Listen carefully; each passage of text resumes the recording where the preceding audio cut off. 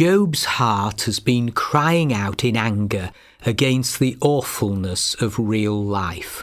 Why is life so hard? Why do people suffer? Job's mood must have fluctuated several times a day between humble submission to God's will, as in chapter 1 and 2, and anger at the seeming injustice of his suffering. Utter despair, and then living faith, a roller coaster ride. Job really wants to put God in the dock. His personal dilemma is his own innocence and God's apparently unjust treatment of him. It doesn't make sense. In chapter 11, Job's third friend joins the debate. His name is Zophar, which means a sparrow. He twitters, and he has a mean tongue. Zophar is a legalist, and he reckons he's on the inside track with God and knows all the answers. He is candid and hurtful. In verses 5 and 6, Zophar says, "Oh, how I wish that God would speak, that he would open his lips against you and disclose to you the secrets of wisdom, for true wisdom has two sides. Know this, God has even forgotten some of your sin." Zophar is insinuating that Job is being let off lightly. He even suggests that Job is lying when he says he's innocent. Surely God recognizes deceitful men. Verse 11. Zophar's problem is that he thinks you can pour life into a test tube and it will always come out a certain way. He's very dogmatic and provokes a sarcastic response from Job. Job replies, "Doubtless you are the people, and wisdom will die with you. But I have a mind as well as you. I am not inferior to you.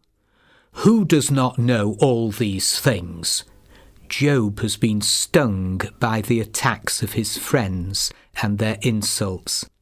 Eliphaz calls him a fool, Bildad called him godless, and Zophar said he had no more sense than a donkey. That's chapter 11, verse 12.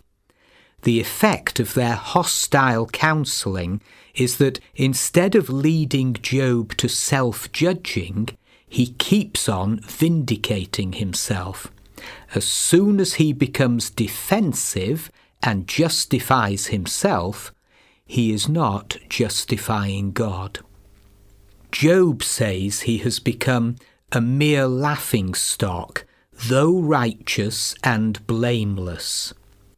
He's fed up with the religious guesswork of his three colleagues, as is clear from chapter 13, verses 3 to 5. Job says, "I desire to speak to the Almighty, and to argue my case with God. You, however, smear me with lies. You are worthless physicians, all of you. If only you would be altogether silent. For you, that would be wisdom." Job instinctively knows that God's not like the picture his friends are painting. He may not know what is going on or why, but he does know they are wrong. Job says, "Will you speak wickedly on God's behalf? Will you speak deceitfully for him?" That's chapter 13, verse 7. From Job, every now and then comes a great flash of faith. His circumstances are appalling. His skin is broken and festering. His friends wind him up, but suddenly he declares, "Though he slay me, yet will I hope in him. I will surely defend my ways to his face." That's verse 15. This is Shadrach, Meshach, and Abednego faith. This is Job's response under enormous pressure, God is still my only hope. Job says he'll go into the presence of God and defend himself there. He'll lose his case, but he's not the only person who has wanted to tell God a thing or two in a personal encounter. How arrogant we worldlings are. One can understand Job's frustration when he asks for a showdown with God, but this isn't the wisest move. Job is angry, hurting, and frightened by the terrible things he has experienced. He wants to know, why do you hide your face and consider me your enemy? Verse 24. He asks God, will you torment a wind-blown leaf? Verse 25. He senses that God is stalking him.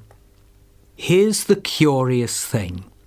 At the very time Job feels abandoned by God and heaven is silent, he was actually getting direct, almost microscopic scrutiny from him. He was, in Philip Yancey's words, participating in a trial of cosmic significance, not as the prosecuting attorney, but as the main witness in a test of faith.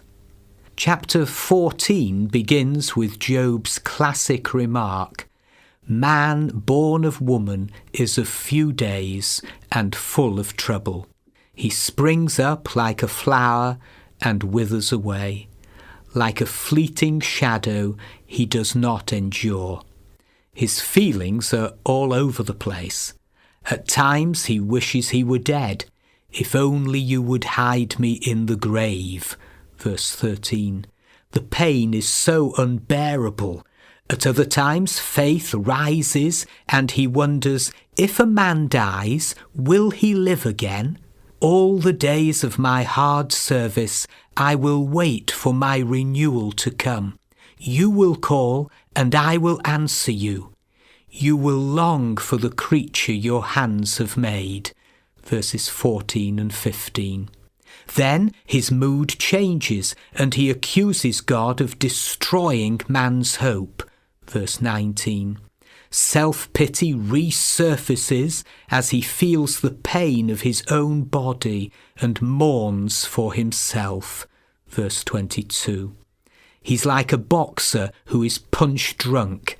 He's been in the ring with Satan and he's had 3 rounds with his friends, whom he had expected would be on his side. But against all the odds, he still believes God is a good God. That's the truth, though the facts cry out, how can he be? What a paradox. No wonder Job's story still speaks volumes worldwide 3,000 or 4,000 years after it was written.